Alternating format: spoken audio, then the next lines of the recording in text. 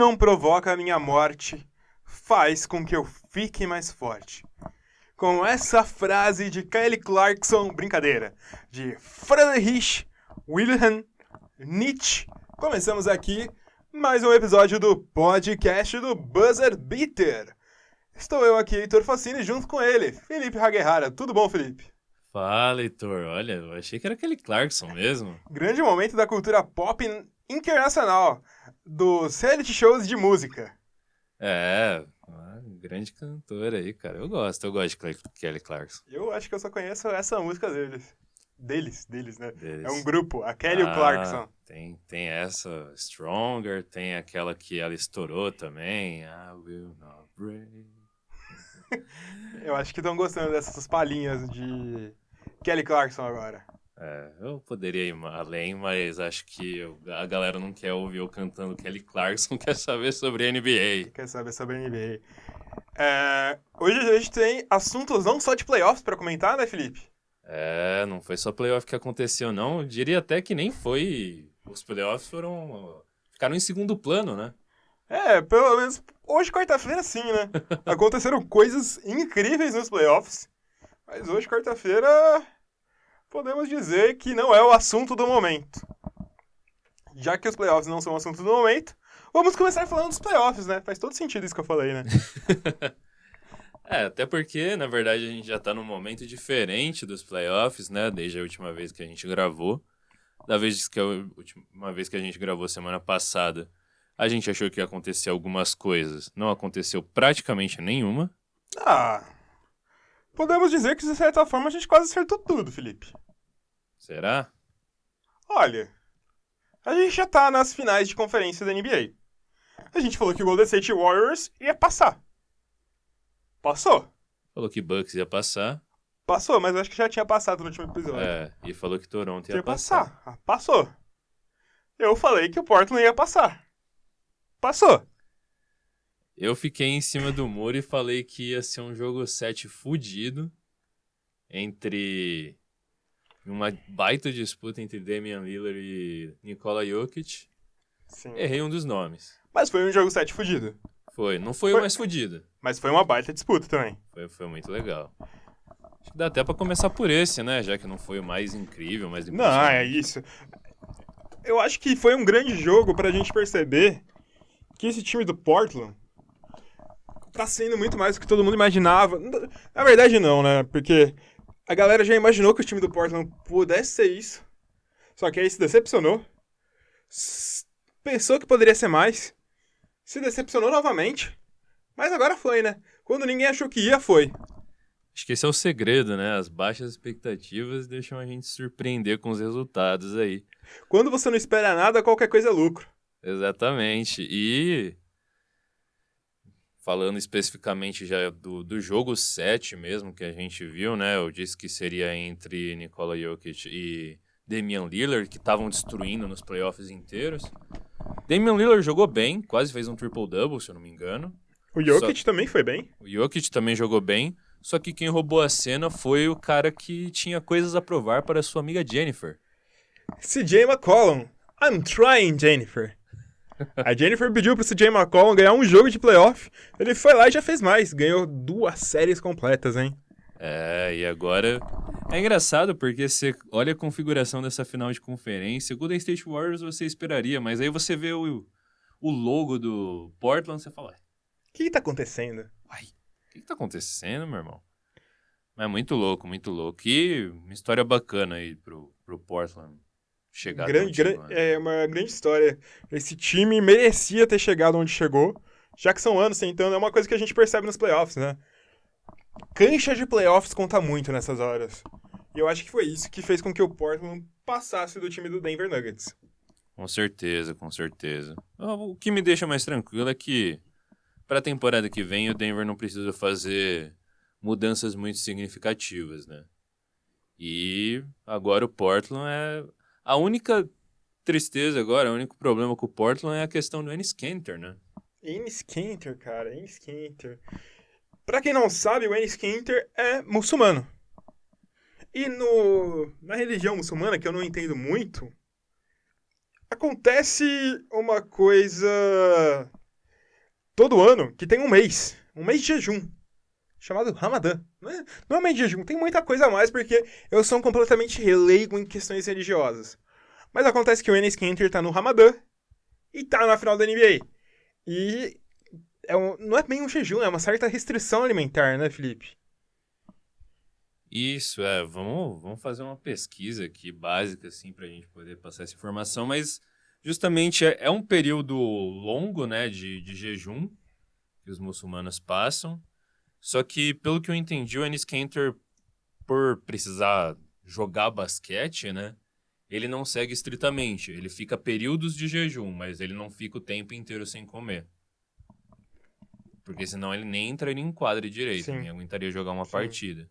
Mas, querendo ou não, esses períodos de jejum dele, que para um atleta são extremamente longos, acaba interferindo na performance dele em quadra. Né? Dá pra perceber que ele tá muito mais magro, ele tá lento, ele não tá jogando tão bem quanto ele tava jogando no resto dos playoffs, né? Mas... Isso. O Ramadã, né? 9º mês do calendário islâmico. E é nesse período, nesse mês aí, que eles fazem esse jejum ritual.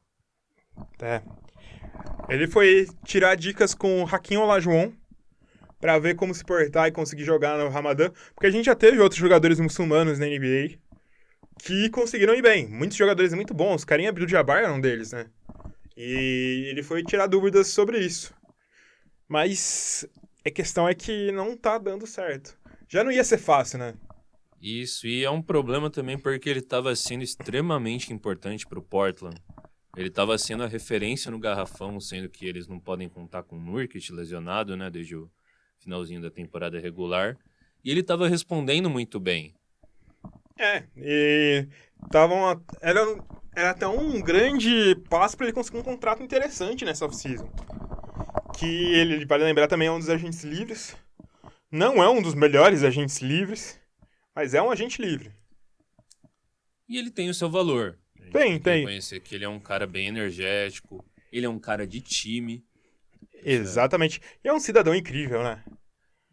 Isso que é o mais importante, eu acho. Enes Kanter, eu sou fã. Eu sou fã do Enes Kanter por causa disso. Mas já teve o jogo dessa série, que foi entre Portland e Golden State Warriors. E aconteceu exatamente a surpresa que todo mundo imaginava. O Golden State Warriors venceu facilmente o time do Portland. Eu acho que essa série não vai ser difícil, Felipe. Infelizmente, eu também acho isso, cara.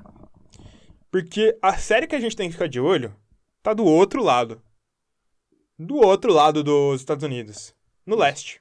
Lembrando que, pelo menos, a gente tem uma ponta de esperança dessa série do Golden State Warriors por não ter Kevin Durant. Só que a questão é que fica. O Golden State Warriors não piorou sem o Durant. Não. Inclusive, tem justamente um jogador pra fazer a diferença, que é o Curry. E, surpreendentemente, o Klay Thompson ligou a chavezinha dele nesse primeiro jogo, né? Aí eu acho que não consigo dizer que é surpreendente. Porque existe a questão do tanto que o Klay Thompson e o próprio Curry têm que se sacrificar pro Durant encaixar no esquema, né? Mas eu acho que o problema do Klay Thompson durante o que a gente estava vendo de temporada... Durante?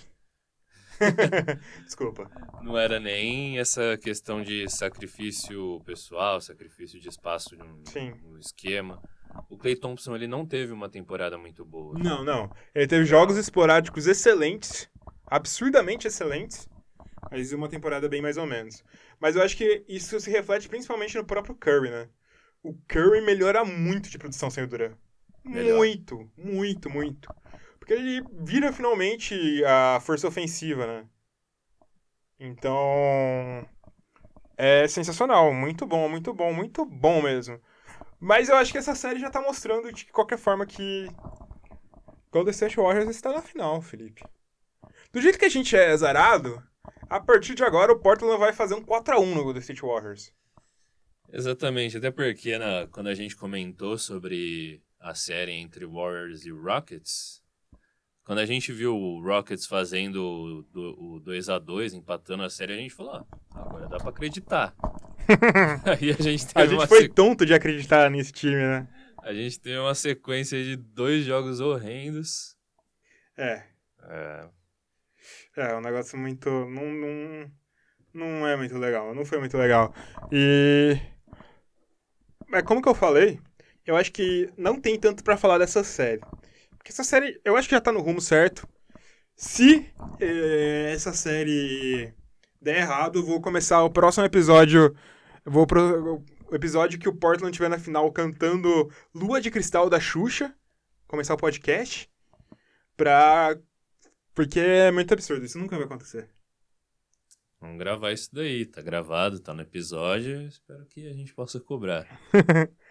Mas a gente tem que falar de Milwaukee Bucks e Toronto Raptors. Antes disso, acho que a gente tem que fazer uns 10 segundos de palmas aqui, Felipe.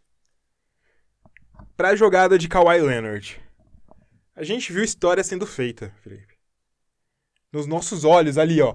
Kawhi Leonard fez uma das jogadas mais sensacionais da história da NBA, Felipe. É, cara, realmente impressionante. Vamos fazer umas palmas, vamos bater palma pra isso.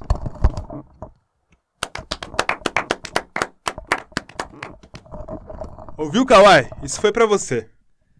É, cara, esse é um jogo que eu infelizmente não pude ver. Pra quem não sabe, eu ainda estou sem internet na minha casa, então a maneira com que eu tô acompanhando os jogos desses playoffs é bem remota, bem diferente.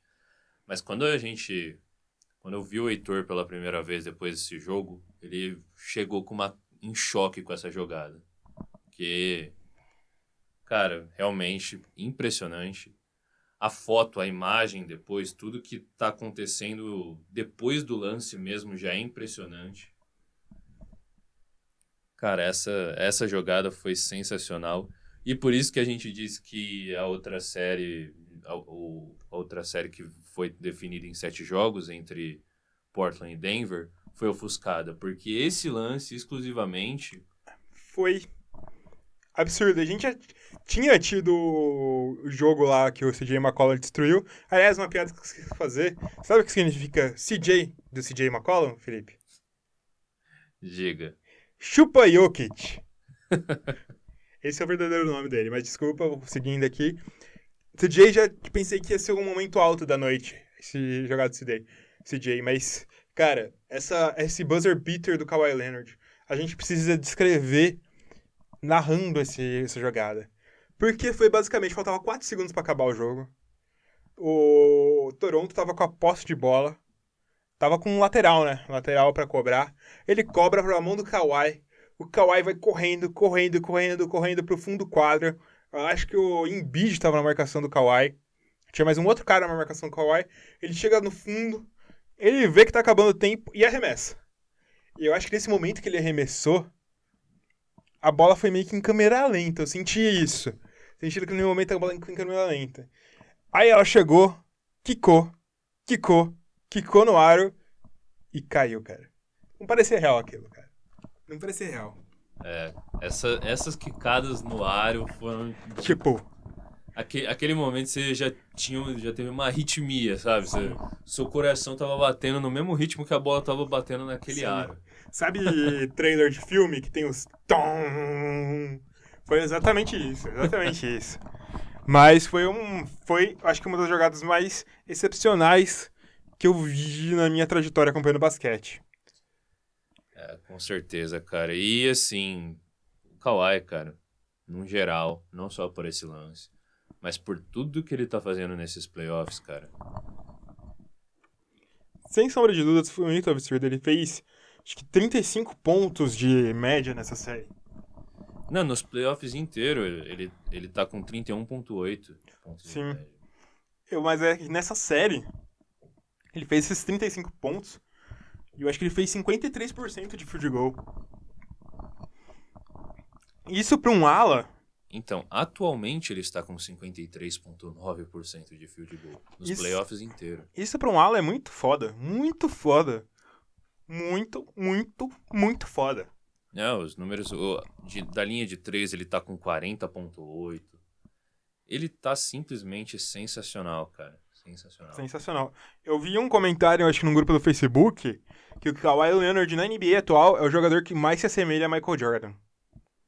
Faz todo sentido. Estilo parecido, ele é tão bom nos dois lados da quadra. A diferença, eu acho que ele é meio que o irmão do Michael Jordan do multiverso. Quando o Michael Jordan não seria carismático. Um jeito diferente de carisma, né? Um cara mais Travado. travado, mais quieto, mais tímido. Exatamente, Ele é um exatamente. filho do Michael Jordan com Tim Duncan. Grande momento dos filhos. Mas Kawhi Leonard é um grande jogador, cara. Sou muito fã dele. Muito, muito, muito fã dele. Além de isso, proporcionou que o Toronto Raptors chegasse nos playoffs. Na final da conferência, novamente. E só por isso a gente vê a diferença entre você... Tipo, quem ganhou nessa troca, sabe? Com certeza. Porque eu acho que se por acaso o Kawhi Leonard sair nessa off-season, que é algo que eu torço, mas cada vez parece estar mais longe, assim, minha torcida, já vai ter valido a pena essa troca. Só por essa série de playoffs, só por esse ano, já valeu a pena. Já valeu a pena. Você perdeu o DeRozan nunca ia fazer isso. Eu adoro o DeMar DeRozan. É um dos jogadores meus favoritos. Ele é um cara muito foda, mas ele nunca ia fazer isso. Nunca. Nunca ia fazer isso que o Kawhi Leonard fez nessa série de playoffs, Felipe. É um outro nível de competidor, de vencedor, nível de jogo, cruamente mesmo. É impressionante a diferença. Tem basicamente um abismo entre a capacidade do Kawhi Leonard de definir um jogo e a capacidade do DeRozan de fazer essa mesma coisa. Eu diria que a capacidade do Kawhi Leonard de definir um jogo é muito maior do que a capacidade do DeMar DeRozan de jogar basquete. E olha que o DeMar DeRozan é um baita jogador de basquete. Sim, com certeza. É. Mas o Kawhi vai enfrentar um outro jogadorzaço nessa série agora. Isso que a gente tá esperando. Eu acho que é o maior duelo desses playoffs, Felipe. É o duelo mais esperado desses playoffs. Mais esperado até do que o Williams versus Kevin Durant. É o grande duelo desses playoffs. Que começa hoje. Começa hoje. A gente não sabe o que vai acontecer disso. A gente tá gravando na quarta-feira, então qualquer previsão aqui que a gente vai fazer, a gente vai estar sendo tonto, que a gente não tem noção do que vai ser essa série. A gente já tem um... Eu não consigo... Eu ia dizer, se fosse semana passada eu falava que quem é seu favorito, mas... O que o Kawhi fez, Felipe? Abriu muitas portas pra imaginação. Essa é a questão, porque de um lado a gente tem um Bucks que tá basicamente o time inteiro muito bem. Muito bem. E a gente tem um Raptors que o time tem... Tá mal. Tem jogadores se destacando. Dá pra falar... Não, mas é que tirando o Kawhi... Se tira o Kawhi desse time... Obviamente que tirando o Kawhi de qualquer time, o time acaba. Mas o time tá mal. Até os outros jogadores que estão bem... Não é aquele absurdo que você espera de um super jogador de playoff. Eles estão bem. Mas... Se não fosse o Kawhi, seria um time que cairia na primeira rodada. Eu acho que se tira o Giannis do Bucks também, não chegaria numa final de conferência. Na verdade, se o Kawhi tivesse no mesmo nível que esses outros jogadores estão bem, seria um time de primeira rodada de playoff. Com isso eu concordo, Mas a gente tem essa diferença, então até por isso antes a gente tava pensando, cara, não tem como o Toronto passar, o Kawhi é bom, o Kawhi tá jogando muito bem em playoffs, mas não vai conseguir passar. E uma jogada conseguiu fazer, acho que não só a gente, mas muita gente mudar de ideia de que essa série seria algo muito mais fácil. Eu imaginava sempre que essa série poderia ir para uns 6, 7 jogos, por causa do próprio Kawhi que ele vinha jogando.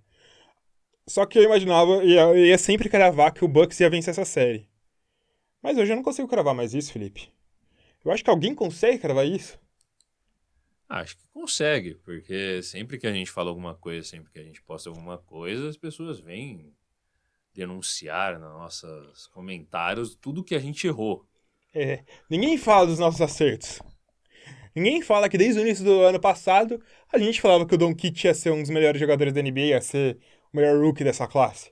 Ninguém lembra disso. A galera só lembra de quando a gente falou que o Carmelo Anthony ia ser sexto homem dessa temporada. E se eu não lembrar, você acabou de lembrar eles. Mas essa série é muito difícil. Eu acho que eu não me arrisco a definir um vencedor dessa série. Pelo menos não sem ter nenhum jogo, né? Eu também não. Eu precisaria de um jogo muito dominante para pelo menos começar a ter uma impressão, sabe?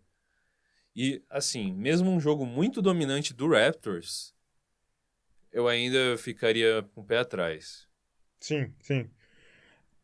Eu tendo a achar que o Bucks é melhor também. Mas, cara, é que o que o Kawhi fez. Bicho, Vocês não estão vendo, mas o Heitor tá chorando. Escorreu uma lágrima dele aqui agora. bicho. Eu tô no ponto do êxtase dessa jogada ainda, que eu imagino que o Kawhi pode vencer o Golden State Warriors, cara, desse jeito. É o herói que nós precisamos. Nem todo herói veste capa. É, Só que o Kawhi de capa ia ficar estiloso pra caramba. com King in certeza. the North. Eu tô É, usando essas semanas, como percebem, estou assistindo muito Game of Thrones. Então vou usar várias referências de Game of Thrones durante todos os episódios de podcast nesse momento, que acaba esse fim de semana, inclusive. Kawhi é o rei do norte. Ele é o rei da noite e o rei do norte ao mesmo tempo. a capa que ele tirou, né, de super-herói foi a lesão falsa nas costas. Mas... se você só, como a gente falou, segura um pouquinho nos spoilers, né? Porque Com ninguém certeza. quer ouvir um podcast de basquete do nada. Pá, spoiler de Game of Thrones. Exatamente. Spoiler Jequiti. Spoiler de Adkit. Mas ele pode não usar uma capa, mas ele tá com um peso muito maior nas costas, que é carregar o tamanho daquela bunda gorda do Kyle Lowry, né? Esse é um cara que o Heitor tá Nossa, eu tô indignado com o Kyle no Lowry. último fio, né? Kyle Lowry não tem espaço no Bauru no NBB nesse momento. Eu não veria problema, viu? Pode vir, pode vir. Mas, cara, não, tá muito ruim nos playoffs. Se tivesse o less valuable player dos playoffs, seria o Kyle Lowry. É muito ruim, cara. Cara, se coloca o... Se traz de volta o Delon Wright, seria melhor do que o Kyle Lowry nesses playoffs. Realmente, ele tá muito ruim. Cara, a gente já falou sobre isso, a gente já fez vídeos, inclusive em que a gente apontava a importância do Lowry pro Toronto funcionar como um todo, pro esquema do Toronto. O Lowry sempre foi o general desse time, né? Então, a gente entende a importância dele pro desenvolvimento do Toronto até agora. O problema é que, a partir desse momento, a partir desses playoffs, a gente já começou a identificar que, assim, passou o momento do Lowry. Exatamente. Se o Lowry tivesse minimamente decente, não precisava nem estar bom, precisava ser decente, o Kawhi Leonard não precisava carregar esse time nas costas. Então, pra mim, assim, eu não sei se eu trocaria o Lowry. Porque, aliás, eu trocaria assim, porque você já trocou o DeRozan, sabe? Foda-se o Lowry. Foda-se o Lowry. Só que aí, São quem os- vai querer o Lowry? Cara, ele... Por mais que ele esteja mal nos playoffs, ele é um tipo de jogador que talvez possa dar certo em algum timezinho. Mas eu duro pensar, que time é esse? Você queria o Lowry no seu Denver? Manda pro Suns. Eu acho que o Suns é o único que aceita esse toroço aí de bosta. Calma, Heitor. É um momento ruim, mas vamos relevar também toda a história que o Lowry construiu no Toronto. Dos playoffs? O Lowry nos playoffs consegue ser, sei lá, pior que o Austin Rivers. Calma, Heitor. O Lowry é material pra aposentar camisa em Toronto. Ele tá lá há muito tempo. Mas é a questão, no Lowry na temporada regular é um... Deixa eu pensar que armador que pode ser. Ele é um armador nível All-Star. Ele é um... Damian Lillard. Aí chega nos playoffs, ele é um Austin Rivers. Eu concordo. Eu acho que, assim, pode ir embora. Eu acho que o Toronto já não tá mais num momento em que o Lowry pode ajudar se não for saindo do banco. Se não for saindo do time. Só que ele não recebe dinheiro de jogador que sai do banco. Ele recebe acho que quase 30 milhões, né? Peraí, essas informações a gente sempre checa. Ah, não, porque o Lowry não merece que a gente cheque. Calma, Heitor, calma. O Lowry, uma hora ele vai encerrar a carreira, tá com 32 anos já. Já passou do tempo de encerrar a carreira. Eu acho que vocês podem perceber que o Heitor tá um pouquinho insatisfeito. E olha que eu não sou torcedor do Toronto. Se eu fosse torcedor do Toronto, eu ia lá, pichava o CT e falava, acabou a paz. O Lowry está recebendo nessa temporada de 2018-19 31,2 milhões. Sabe quanto recebe o Lou Williams? 25, não é? 8 milhões. 8? Olha só, E ele acabou de renovar o contrato. Sabe quanto recebe o Montrezl Harrell? 5 milhões. Eu não digo mais nada. Kyle Lowry é Calma, Heitor. é uma tristeza. Eu tô chateado com o Kyle Lowry. Eu não esperava isso dele. Ele me decepcionou muito, Felipe. Me decepcionou muito. Calma, pensa que em 2019 e 2020 ele vai ganhar 33,3 Puta que eu pariu. Puta que eu pariu. Ele teve, tipo, um aumento de 2 milhões por ano. Se eu recebesse esse aumento de 2 milhões por ano... O aumento dele de 17 e 18 para 18 e 19 foi de praticamente 3, se eu não me engano. 2 e pouquinho. Eu podia receber 3 milhões em 10 anos que eu tava feliz. Ah, com certeza. Não precisa ser nenhum aumento de 3 milhões. Só 3 milhões. Mas eu mantenho meus pés no chão com o Kyle Lowry. Eu mantenho o pé no peito do Lowry. Eu acho que ele merece respeito, Heitor. Ainda bem que a gente discorda disso. Porque seria uma ou duas pessoas falando besteira aqui. Mas seguindo, eu não consigo, apesar do Lowry, eu acho que o Kawhi pode levar esse time à vitória. Com certeza, com certeza. Mas eu não me arrisco a apostar um time. Eu não me arrisco. Eu acho que vai ser uma briga muito boa pra perder pro Golden State Warriors na final. Heitor provocando um rage coletivo, se é que a pessoa tá ouvindo até agora, né? Ainda tá, cara. A gente tá, o quê? Nem chegou nem a 30 minutos de podcast, a galera pode ouvir nisso. E pra quem tá ouvindo agora então, segura que agora no final a gente não tá falando mais frases da semana, nem tá mais fazendo nada de diferente, imitações aí. Nossa. Agora... Momento péssimo do nosso playoffs, do nosso podcast, quando a gente fazia imitações, né? A vinheta. Mas, cara, a gente precisa falar do assunto que é mais importante nessa semana no basquete, pelo menos até esse momento. Loteria do draft da NBA. Cara. Você já ganhou na loteria, Heitor? Ganhei semana passada, saiu um prêmio único pra Mega Sena. Eu fui o único vencedor. Brincadeira, não me assaltem na rua. Assaltar é a menor das suas preocupações. Iam me sequestrar. Eu nunca fiz isso. Não ganhei não, tá, galera? Fica tranquilo. Mas você quer que eu... Como que a gente vai falar dessa loteria, cara? Vamos mandar real porque a galera já sabe, né? Sim. O Pelicans tinha 6% de chance de conseguir uma escolha de primeira. E conseguiu. Eu vi um tweet, não lembro de quem foi, que a gente percebe que a vida não é justa. É que o Pelicans fez tanta cagada na vida com Anthony Davis e ainda é premiado com uma primeira escolha. E assim, eles já... As chances deles já estavam bem abaixo pra conseguir um top 4, né? Eles foram lá e conseguiram uma porcaria da primeira. A segunda escolha, o Pelicans, acho que ele tava cotado pra ser o quê? Top 10? 10? Acho que era por aí. A segunda escolha foi do Memphis, que tava sendo cotado pra ser o nona escolha. A terceira escolha foi do Nova York, que era, eu acho que era a pior campanha do time NBA. Pior campanha do time Nova NBA. York.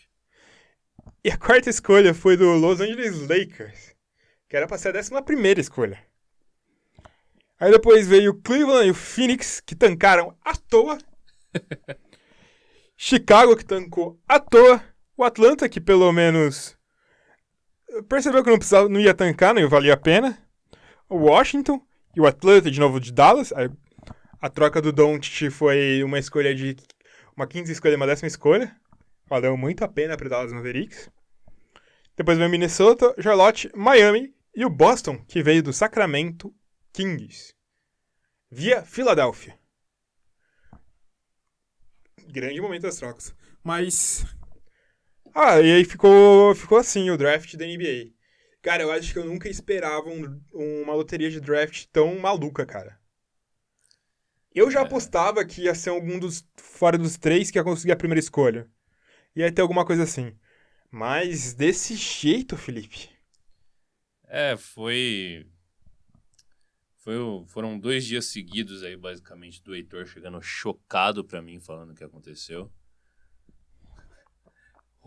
Hoje foi justamente essa parte do draft que eu não consegui acompanhar, mas depois que eu vi as coisas, assim, impressionante, cara, impressionante mesmo.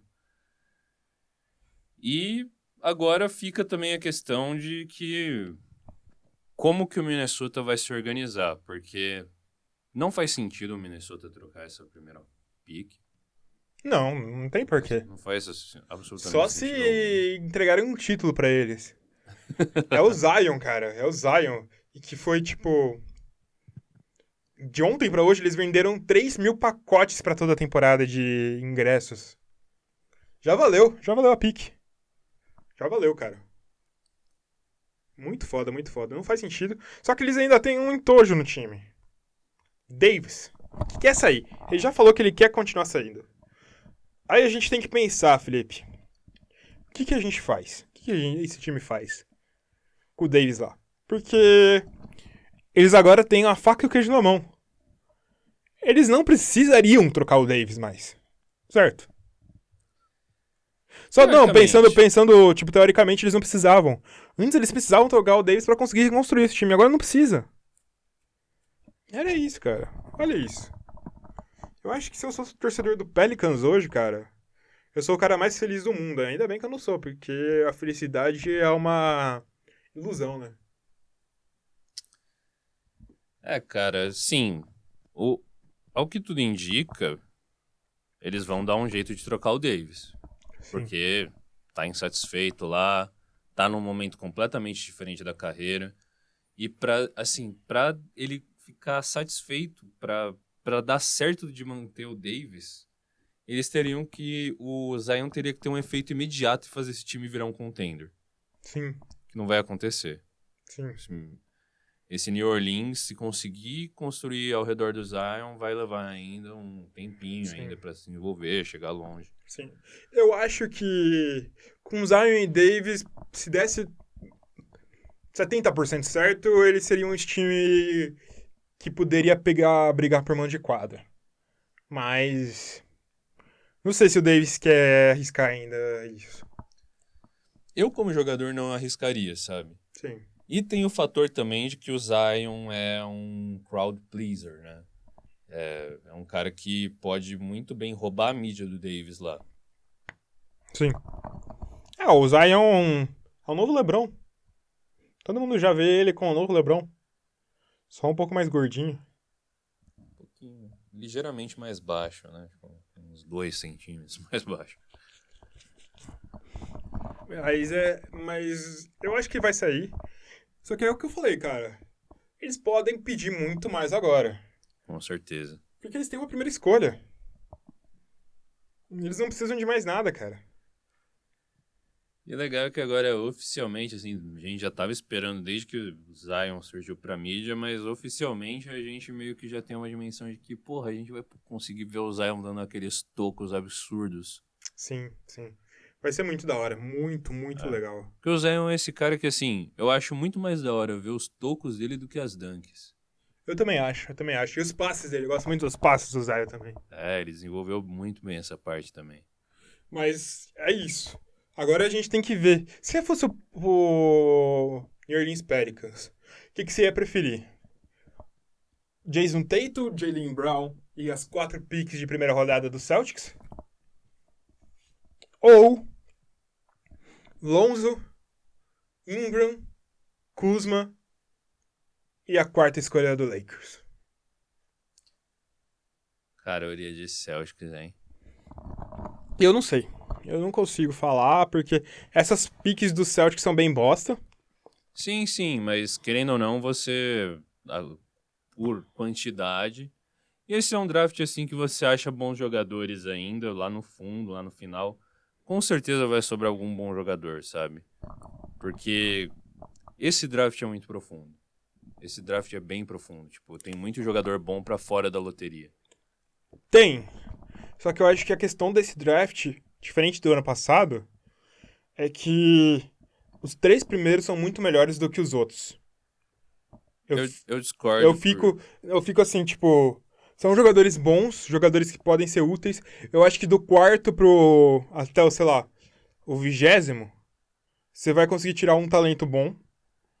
Só que os 3 primeiros, Zion, RJ e Ya? É Yamorante? Jamorant, sei lá. Jamorante? Já? Eu acho que eles têm, tipo, eles são um degrau acima dos outros. Eles estão chegando com mais retrospecto, sucesso na NBA.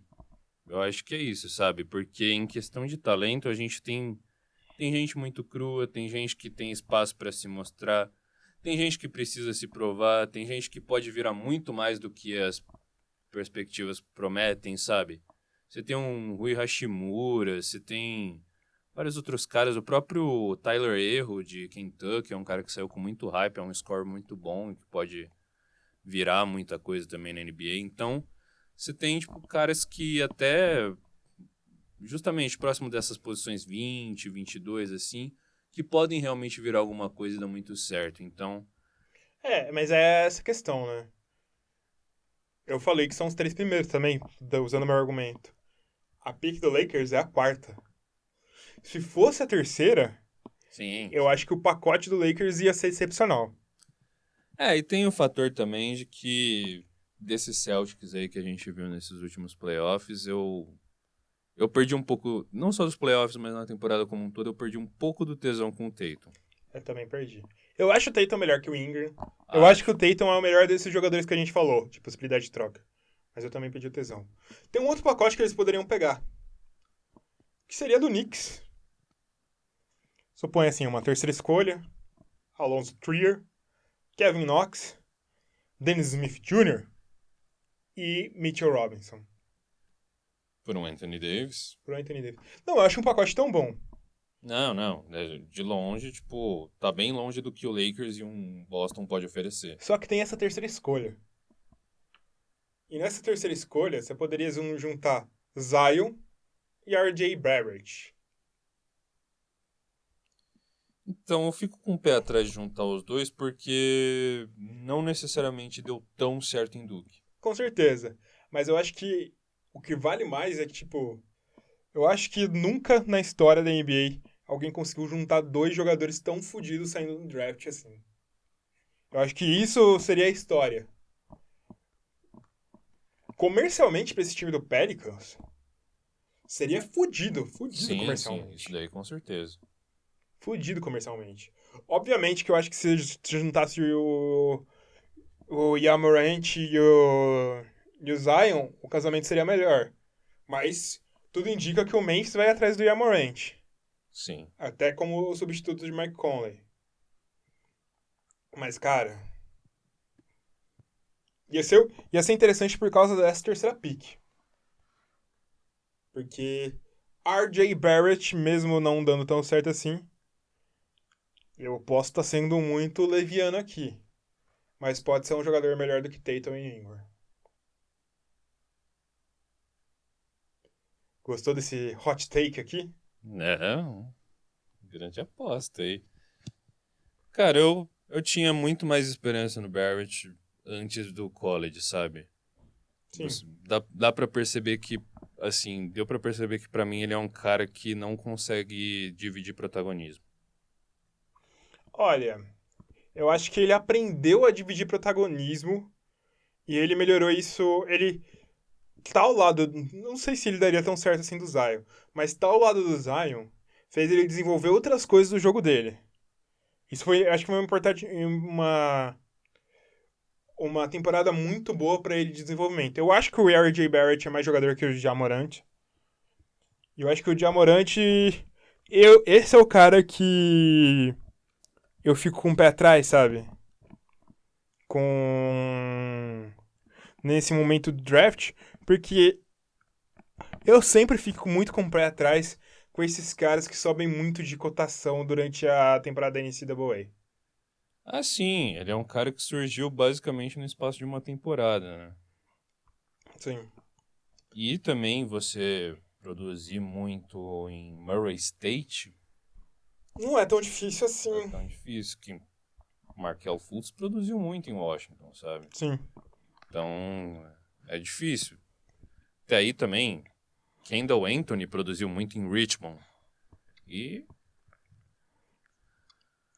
É difícil de não colocar. tem como a gente colocar. Agora, eu fico com o pé atrás desse aspecto do Barrett. Pra mim, tipo, eu não acho que ele seja um cara que divida muito bem o protagonismo sem ele ser o melhor jogador do time, sabe? Eu acho que ele ainda precisa disso pra ser o RJ Barrett que entrou no college.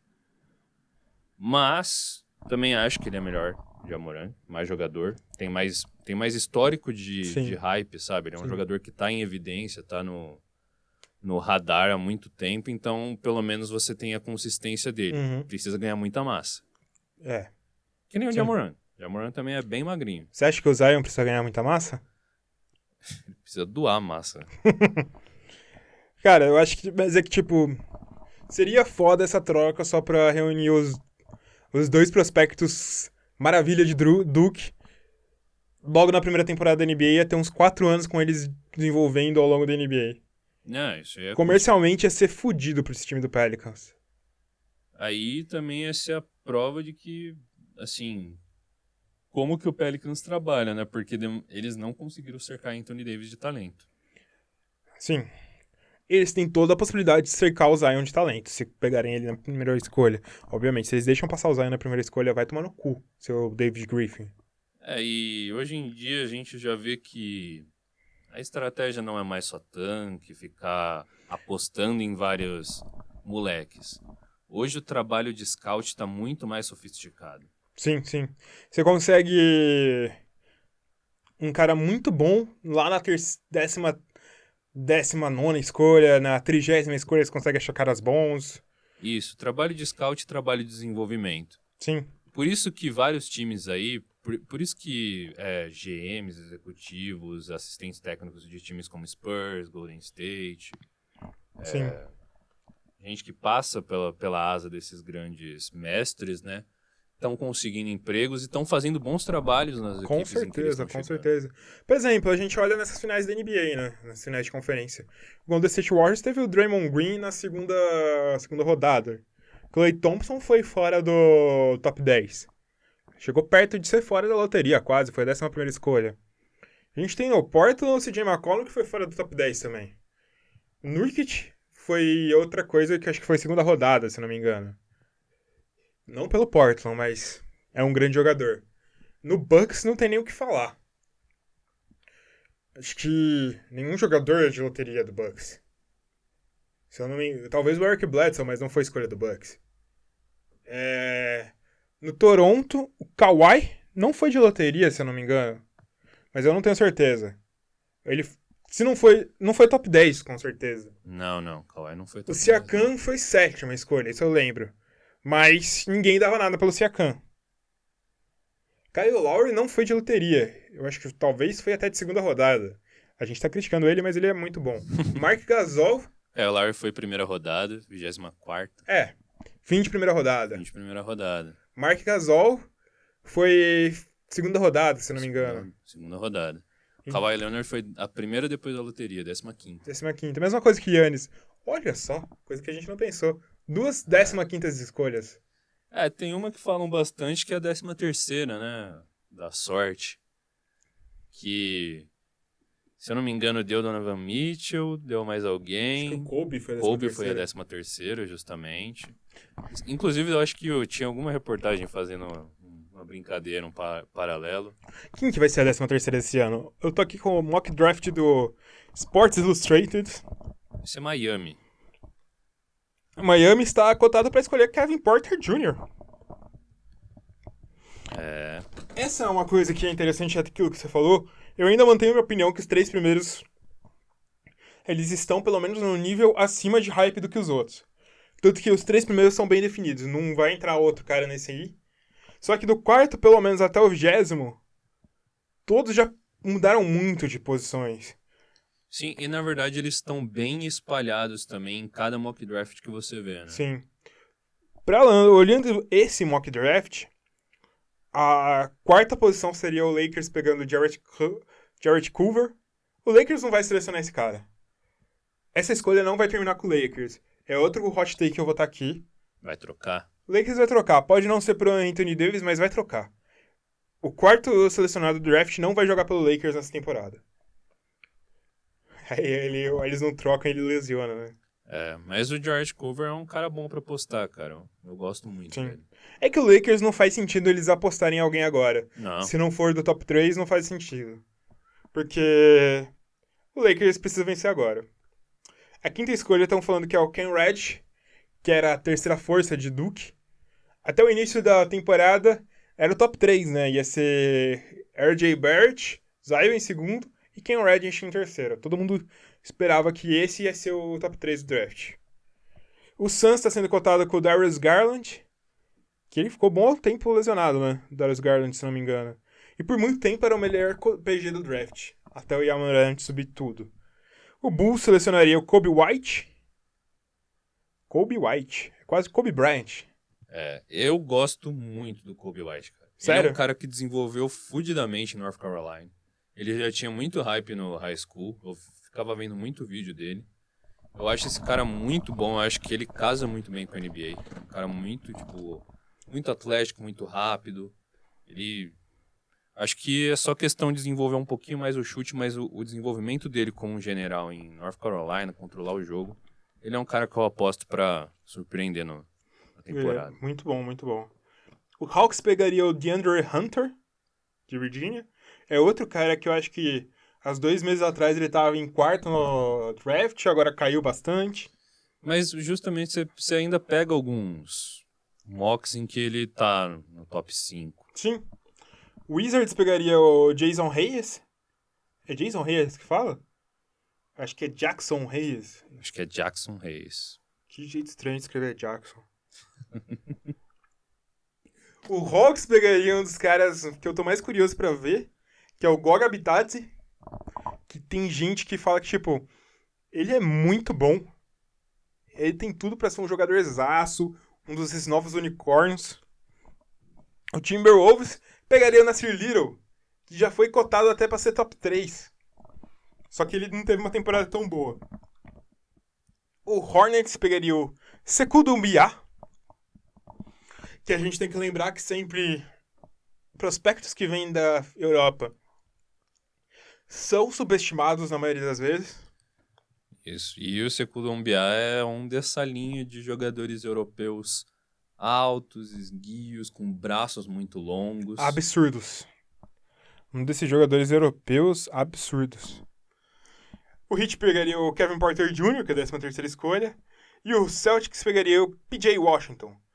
A gente ainda teve caras que teve muito bem, que é o Romeo Langford, fora daí. Rui Hashimura, já chegou a ser um top 10, depois caiu. Bobo, já chegou a ser top 5. Isso, Tá sendo cotado como a 17ª escolha. Mas se lesionou, né?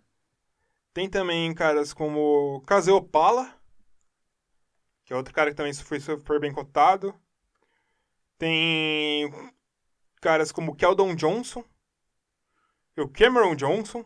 Tem muitos Johnsons nesse draft. Isso. Você tem o próprio Bruno Fernando. Bruno Fernando.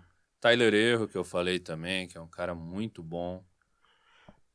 Brandon Clark, que é um cara que, assim, as pessoas falam que ele é a cara de Minnesota.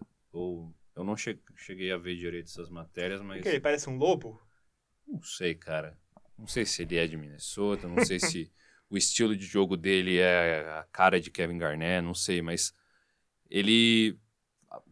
Em vários lugares, vários mocks que eu vi, até algumas matérias pré-loteria já falavam que um dos principais erros que o Minnesota pode cometer nesse draft é não draftar o Brandon Clark. Olha só. Tem o John Ty Porter, que eu acho que é o irmão do Michael Porter Jr. Irmão do Michael Porter Jr., que já no começo da temporada era cotado com primeira rodada. Ele Sim. ia declarar também pro draft do irmão, mas acabou segurando para ver se não conseguiu uma melhor Não posição. vai conseguir. É.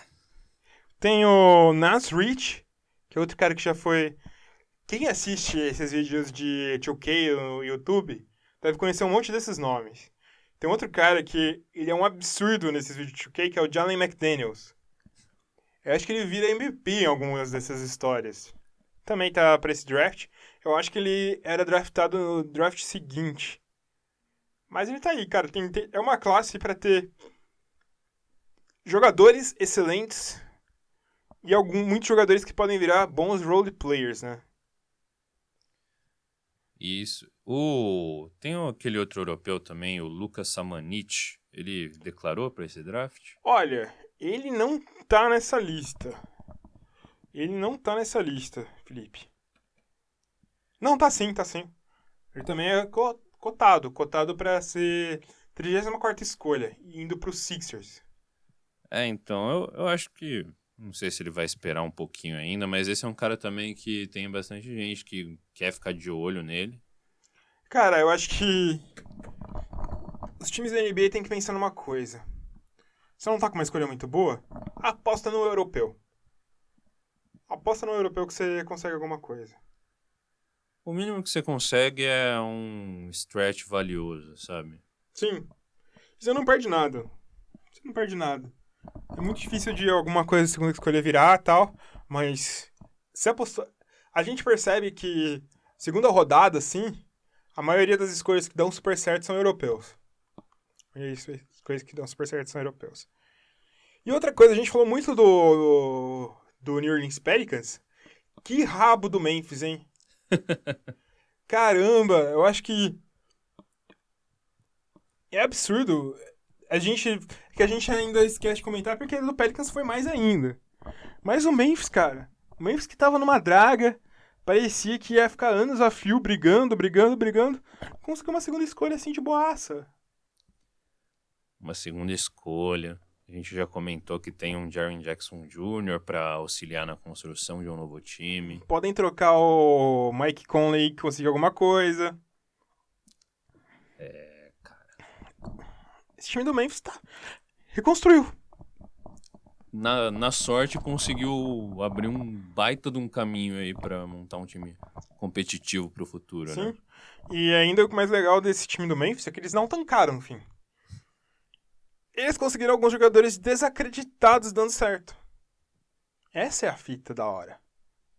Que doideira, cara. Eu gostei muito dessa nova fórmula do draft. Que diminuiu as percentagens dos primeiros colocados e mostrou, cara, vocês podem tancar. Se tancar, é muito difícil de você não ter uma escolha boa. Porque o Suns ficou com a quinta, com a sexta, o Cavs ficou com a quinta. Você pode tirar coisas boas disso. Mas você não pode tancar mais pensando que você vai pegar a primeira escolha facilmente. Eles conseguiram passar o recado que eles tinham pra passar, né? Não, com certeza, cara. Bacana. A gente tava... Ainda nem tinha falado muito sobre esse novo formato. A gente tentou ser o mais breve e informativo possível, né? Sobre... Sim, sempre tem que a um gente vídeo falou sobre isso. Tem um vídeo no canal que explica isso. Isso. E justamente, cara, agora que a gente conseguiu ver em ação a efetividade disso, tudo bem que é a primeira temporada, a gente tem que ver se... Porque a gente não tá trabalhando muito com algo concreto, né? São probabilidades, então... Sim. Da mesma maneira que essa coisa louca aconteceu, existe a probabilidade de sempre dos times acabarem na ordem que eles acabaram na temporada, né? Sim. Existe uma probabilidade. Mas a questão eu acho que é que acabou a certeza. Sim, não. Isso que é o legal. Esse foi um recado fodido. Isso daí foi muito bom, porque ter a pior campanha há uns poucos anos aí estava sendo o objetivo de muitos times. Isso Sim. é muito negativo pra liga, cara. Horrível. É horrível mesmo. Mas foi um grande momento. Acho que um dos melhores momentos de agora que a gente só tava falando de playoff. Felipe, agora eu tenho uma pergunta muito importante pra você. Você gosta de balbúrdia, Felipe? Balbúrdia? Balbúrdia. Eu não gosto. Porque uma coisa que a gente tem que falar é que é mais do que o basquete. Hoje é quarta-feira, dia 15 de maio. E aconteceu no Brasil uma coisa muito mais importante do que o basquete, né, Felipe? Isso. A gente fala muito de basquete, a gente adora basquete, a gente adora NBA, a gente adora todos os aspectos do basquete, mas a gente sabe que tem coisas muito mais importantes acontecendo, né? Isso é algo que a gente sempre falou. Pra gente, inclusive, somente o basquete já não se resume na quadra, no jogo. O basquete envolve muitas outras coisas. E a gente entende que isso daí, que existem coisas, existem aspectos muito mais importantes do que essas preferências, esses gostos nossos, né? Existe algo que é o bem comum, o bem coletivo, a luta por direitos, né, cara? Sim. No dia de hoje teve diversos protestos em diversas cidades do Brasil contra o desmantelamento da faculdade pública no Brasil, contra o desmantelamento do investimento em pesquisa pública no Brasil, porque muitas pessoas falam que investimento em pesquisador no Brasil não dá retorno. Claro que dá, cara. Não existe inovação sem investimento público em pesquisa, porque a iniciativa privada, quando investe em pesquisa, quer retorno imediato. E a maior parte das mudanças na história do mundo não veio com retorno imediato. Não veio com coisas que davam lucratividade no momento. E se você deixa isso à mercê apenas da iniciativa privada, você nunca inova, você nunca evolui. E também os resultados obtidos pela iniciativa privada, ele é excludente. Excludente. Não são todos que têm acesso a eles. A gente vê, por exemplo, até pela obtenção de patentes da indústria farmacêutica, Sim. tudo. Um bem comum que é a saúde do cidadão, a saúde de todos, acaba virando um objeto de lucro, e é isso que está tentando se transformar na educação de hoje. Exatamente. Estão tentando transformar a educação em lucro de muitos poucos, porque, para quem não percebe, as próprias instituições privadas hoje do Brasil estão sendo conglomeradas, entrando em grandes grupos, Croton, tudo mais. Então, cara, quem foi pra rua hoje, se você tá discordando de quem foi pra rua hoje, vê o ambiente macro. Tudo que está sendo desenhado hoje, esse neoliberalismo barato, é para objetivo de entrar grana no bolso desses muitos poucos. E nem isso, né, cara? Nem só isso, porque quando não tem conhecimento sendo produzido, manipulação é muito mais fácil. E a gente não precisa ser besta de falar que é uma coisa que vem só de hoje. Hoje a gente chegou no ápice disso. Mas é um processo que vem sendo feito de tempos em tempos. Para quem pensa que a universidade pública é balbúrdia, não é balbúrdia. Balbúrdia é a falta de investimento e a precariedade que tem nisso. Às vezes um pesquisador numa universidade pública não tem nenhum laboratório com um computador decente funcionando para fazer a pesquisa dele. Não tem livro para pesquisar, para ler. E é um negócio absurdo. Só para dar um exemplo daquilo que eu falei, pensando com a cabeça das pessoas que querem isso. Fala que investimento público não dá dinheiro. As principais empresas do mundo hoje são empresas de tecnologia. E a internet surgiu como? Como um investimento público em pesquisa. Que ninguém achou que ia dar lucro para nada. Então, se você pensa nas duas formas, tanto numa melhoria do bem comum, quanto no sistema capitalista, obviamente, que a gente está inserido, e as pessoas pensam no dinheiro, obviamente, o investimento de inovação só acontece com pesquisa pública. Isso, e assim, cara, tira isso da cabeça, a gente tem que investir nos jovens, a gente tem que investir nessa pesquisa dos jovens. Cortar a bolsa. Na época que a gente já estava na faculdade, já havia cortes de bolsas.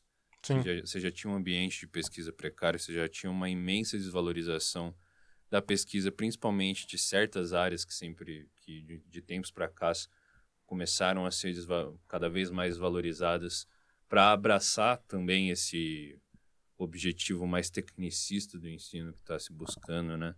Exato. Porque conhecimento não é retorno a curto prazo. Conhecimento é retorno a longo prazo, conhecimento é retorno para as próximas gerações. O que a gente constrói agora não é para vir agora. É para vir daqui a 20, 30, 40 anos.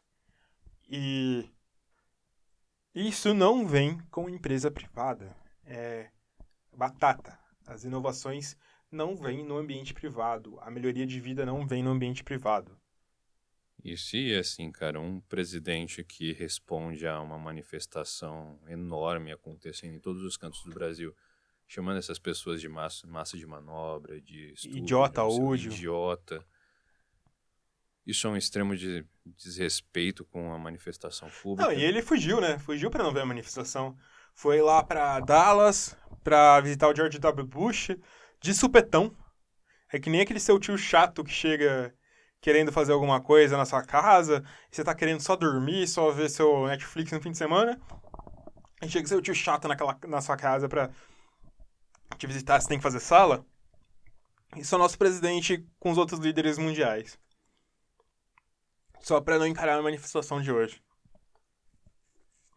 5 meses de desgoverno só, Felipe. 5 meses. Um grande covarde. A verdadeira massa de manobra é ele. 5 meses. É só 1/8 do tempo. Só 1/8 do tempo. Essa semana também saíram as previsões para o PIB desse ano. Em dezembro do ano passado, todo mundo falava que o Brasil ia crescer 3% no ano. Em janeiro chegou a cair para 2%. As previsões. Depois caiu para 1,5%. E os bancos, que são os últimos que abaixam essas previsões, derrubaram nesse momento a previsão de crescimento para 1% em maio.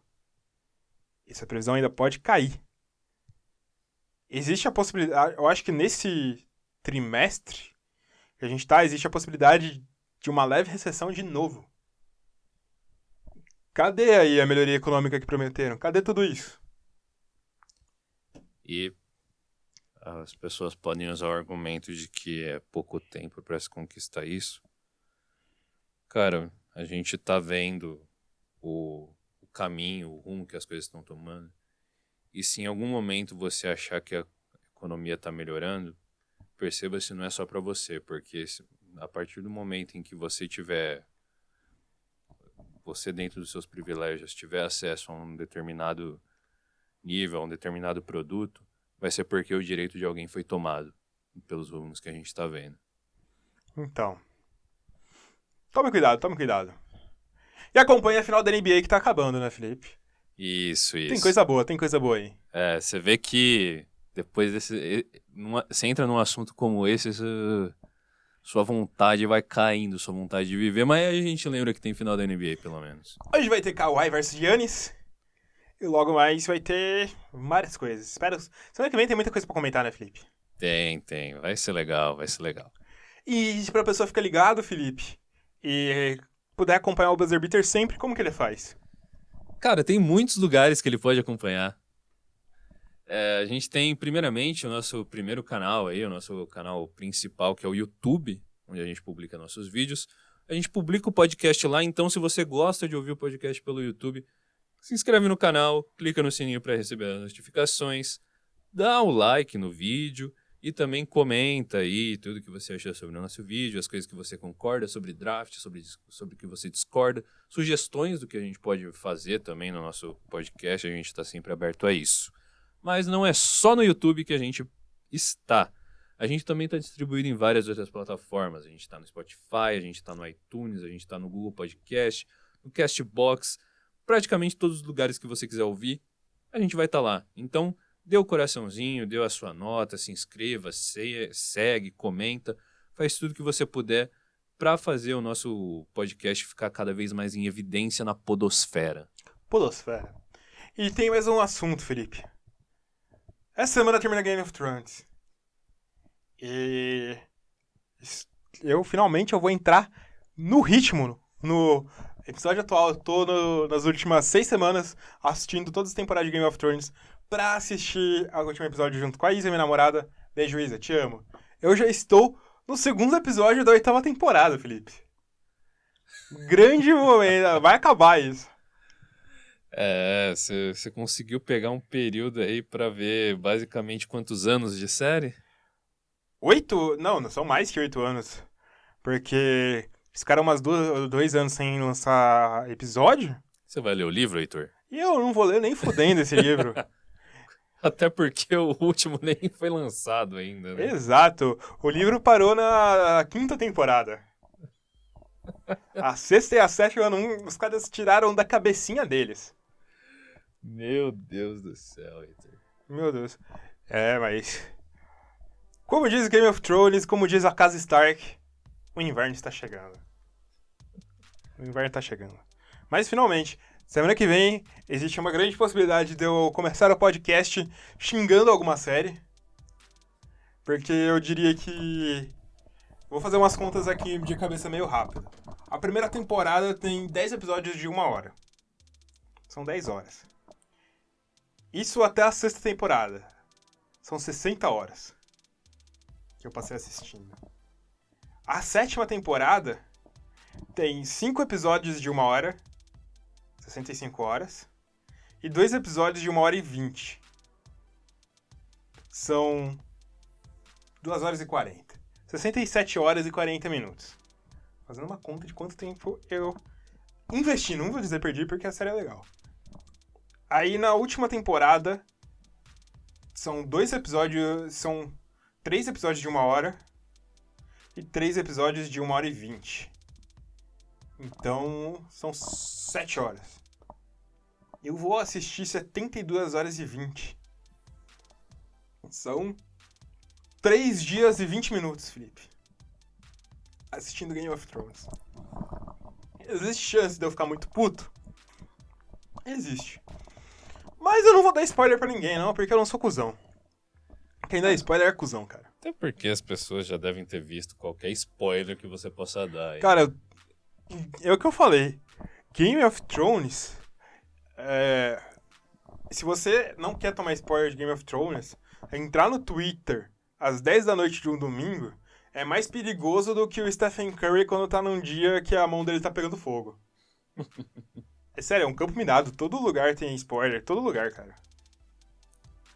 E você já tá engatado pra sua próxima série depois de Game of Thrones? Ah, minha série vai ser uma série de abdominais. Porque eu me desgastei mentalmente assistindo muitos episódios assim. Aí você vai mudar esse foco pra se desgastar fisicamente. Claro. Tem que estar desgastado igualmente no físico e no mental, né? Exatamente. A gente também foi traído nessa semana aí, que a gente achou que ia jogar um basquetinho, né? Faz 2 anos que a gente não joga basquete. Pra quem acha que...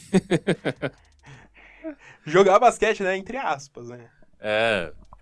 Bom a gente nunca foi, nunca chegou perto do regular. A gente podia ser o tolerável. Tolerável a gente era. É isso, Felipe. Eu acho que agora a gente acabou o episódio do podcast do Buzzer Beater. O seu resumo semanal de bobagens sobre basquete. E coisas importantes. Fora do basquete também. Mas é isso, galera. A gente se vê na semana que vem. Tamo junto. É nóis. Valeu!